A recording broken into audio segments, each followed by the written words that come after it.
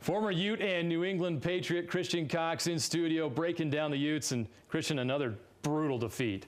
This is starting to get a little bit old, these close but not quite games against the best Pac-12 teams.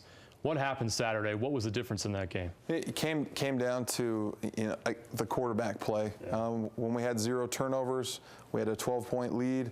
When those 2 turnovers, trying to get back into the game, putting all the pressure and focus on Travis to get the victory for Utah.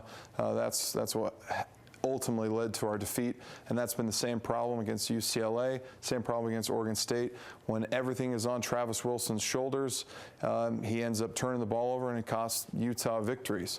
And so when you have a problem at the O-line position and you got a problem with a young quarterback whose confidence has wavered over the last 4 games, you're going to run into this problem, and that's why Utah lost ultimately. Did they get too conservative in the fourth quarter offensively, or did this just come down to offensive execution? No, I think it ultimately boiled down to Coach Erickson being in that situation. He doesn't want to put Travis in situations where he was going to fail, which he did previously. So everything pointed to him reverting back to his old ways, and that's why Coach Erickson kind of continued to focus on the run game and things like that. But you did notice Travis had plenty of time to throw the ball on those 1st and 10 throws, those long completions to Dres Anderson. But when Arizona State knew Utah was going to throw the ball, there was no time in the pocket. He was throwing with people in his face, and he had one of the top D linemen in the country, Will Sutton, right in his grill, and that's what was causing tough throws and led to interceptions. Right now you have the defense playing so well.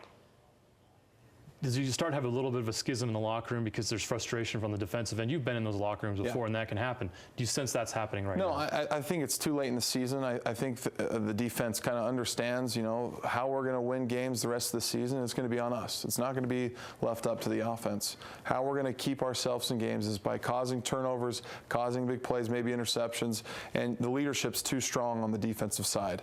While on the offensive side of the ball, you got a lot of young players who are still wondering how to do it. That's why you see when they fail, they hang their heads. But defensively, you can see a lot of confidence even when we're losing these tough games. All right, well, things don't get any easier for the Utes at Oregon this week. After Oregon lost to Stanford, that's going to be an angry group up in Eugene. Christian, thanks.